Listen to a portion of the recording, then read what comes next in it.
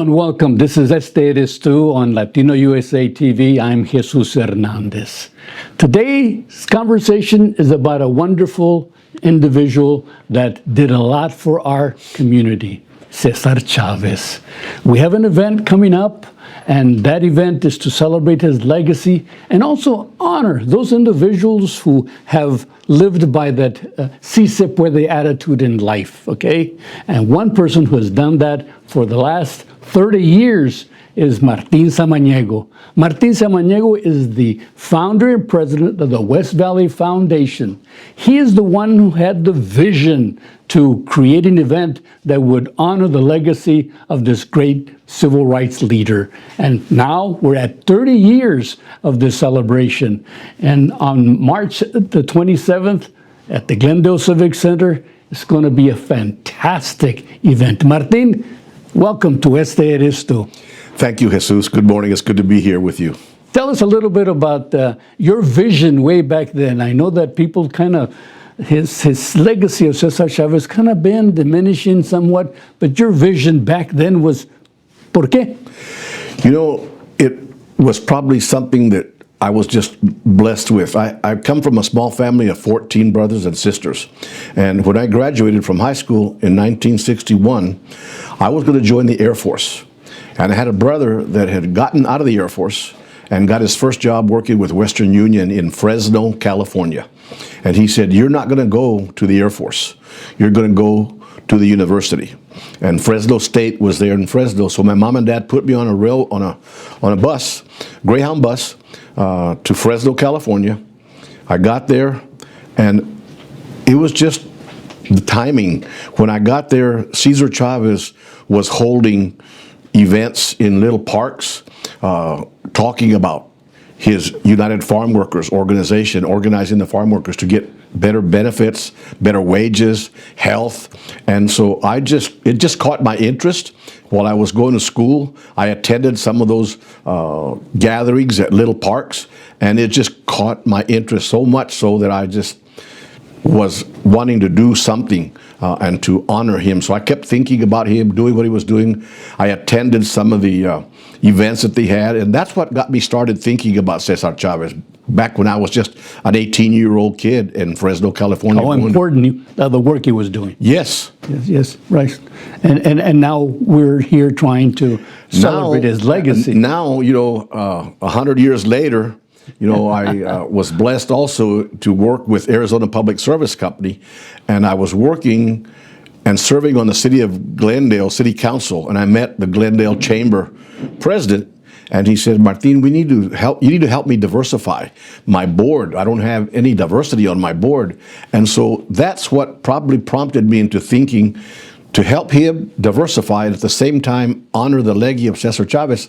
I decided to do an event, and we did a breakfast, and we honored individuals, and we did it again and again, and it just caught on.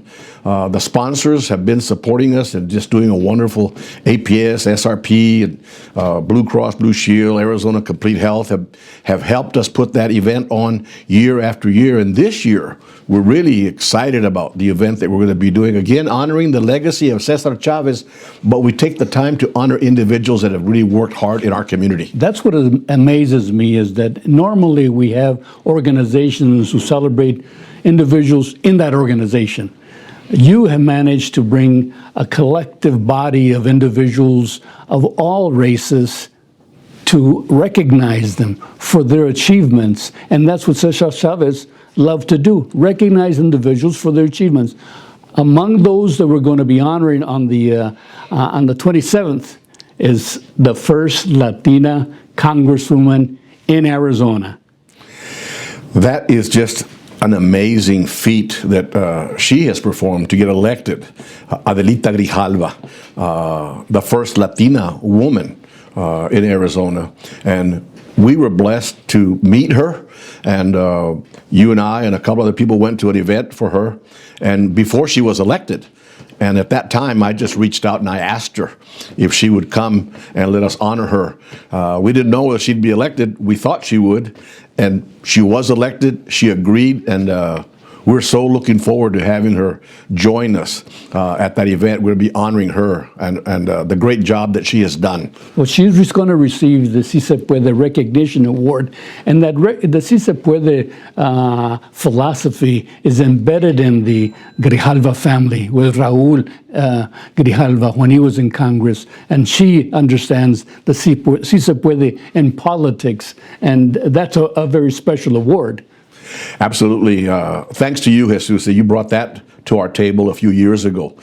We used to only just have one award. We probably should have so many, but we still just have a couple. Si Se Puede is one. I was also blessed to meet her father. I went to visit him, and he took me to visit when he was not a Congress. He was a supervisor. And I went into his office, and his office is adorned with nothing but Cesar Chavez memorabilia all around his office. And he came and also was our keynote speaker many years ago. So we're going to be blessed to have his daughter now with that same strong philosophy about helping our community. The Si Se Puede Award is something very special, but even more special is that we have a keynote speaker who understands the philosophy of Cesar Chavez, who Cesar Chavez mentored, and he was there for 20 years working after Cesar Chavez passed away. His name is Artie Rodriguez, and he's our keynote speaker. Tell me about him, Martin. You know, it's just been some blessings that have been given to me. When I was working for Arizona Public Service Company, I had a group of leaders that came to my office. Danny Ortega, Art Othon, Tommy Espinosa, one of the leaders of the firefighters organization, came and they said, we're going to have the first Cesar Chavez luncheon in Phoenix. And they wanted APS to be the sponsor. And I said yes. And so when we had that luncheon, Arturo Rodriguez, they call him Artie, was there, and I shook hands with him. I met him, and we did the luncheon several times. Artie is a tremendous individual. He came from San Antonio, went to St. Mary's University, and volunteered to help Cesar Chavez organize back in the early 60s. Well, he stayed there all of his life and created the Farm Workers Union, was the first president, and now he's president emeritus of the United Farm Workers Union of. And he continues afterwards, going to Congress and changing legislations so that the farm workers had a better quality of life, a better opportunity to improve the working conditions for them. So that, and then we have the final recipient of the Cesar Chavez Legacy Award is Angelita Bravo, and she was with Valle del Sol, helping develop and grow the HLI, Hispanic Leadership Institute at Valle del Sol. Tell us about her a little bit. We are so excited about Ms. Bravo. The Hispanic Leadership Institute has been a great leadership forum to create leadership in the state of Arizona. Again, I was blessed working for APS to be the sponsor at Estrella Community College of the first West Valley Hispanic Leadership Institute. And she has worked with Valle del Sol, has done a tremendous job.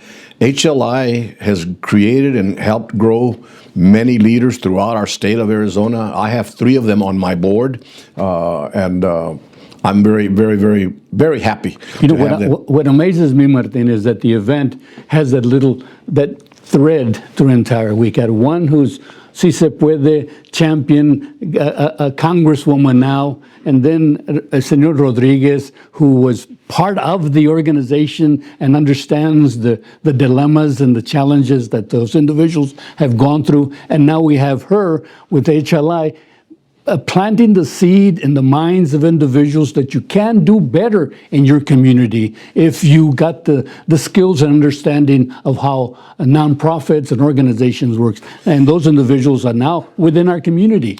It's amazing when I look back at how many people we have in this community. Latino USA is what they're doing also, is developing leadership and recognizing individuals that have done work for us. You, Jesus, have brought forward the art pieces and artists that have come now and are doing some great work in our community throughout. the individuals that we're honoring and our keynote speaker do have that thread of the legacy of Cesar Chavez all the way through, and it continues. Diversity is very, very important, and I'm so happy to be a part of that. It's the board and the support that I've had from the community and our sponsors that have allowed us to bring that forward.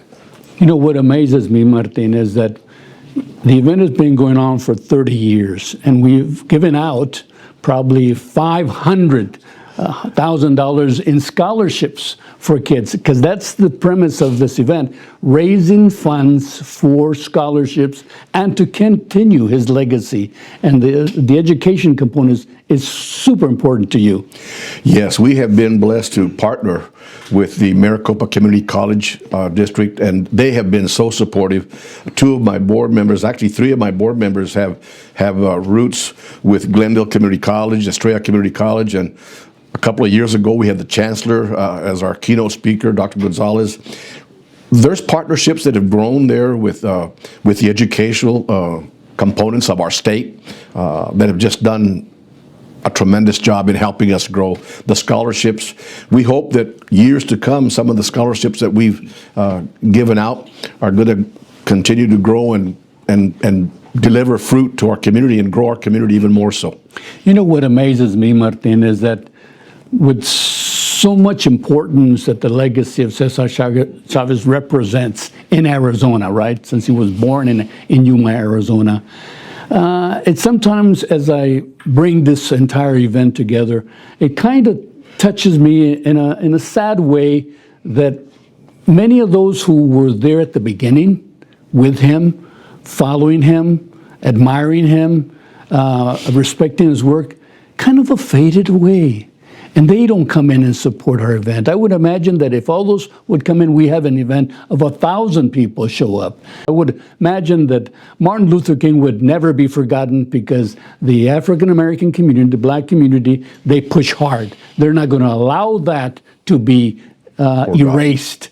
And it seems like because we don't do it for Cesar Chavez, it's kind of slowly every year erase it a little bit, let it erase it a little bit. Last year we had the honor of the governor who was there, first time ever attended the event, and she issued a proclamation and said some wonderful things. And in fact, we have a video recording of her for our event this year. So it's important work that you've done, Martin. Well, thank you, Jesus. I do think that we do need to get that message out to our younger people. We need to continue to grow and not forget what Cesar Chavez did for our community, for our country. I'm hoping to have a great-granddaughter attend the event this year.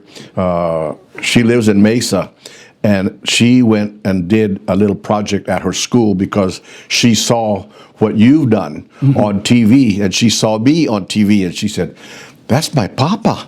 And so she remembered and she wrote something about Cesar Chavez. We've got to get young people more involved in that. You're right, Martin. And then we got to let people know that the event is March 27th at the Glendale Civic Center, starting at 6 registration, and then the event starts at 7 o'clock, ends at 9 o'clock. Now, I want to thank all the sponsors. They've done a wonderful thing, stepping up, the table sponsors, to support this event. That means you have it in your heart that you see the importance of Cesar Chavez and his legacy. Martin, muchas gracias for everything you've done for the last 30 years and how you've continued to promote his legacy and the work that he's done. I'm Jesus Hernandez. This is Este Eres Tu on Latino USA. Until next time, never be less than your dreams.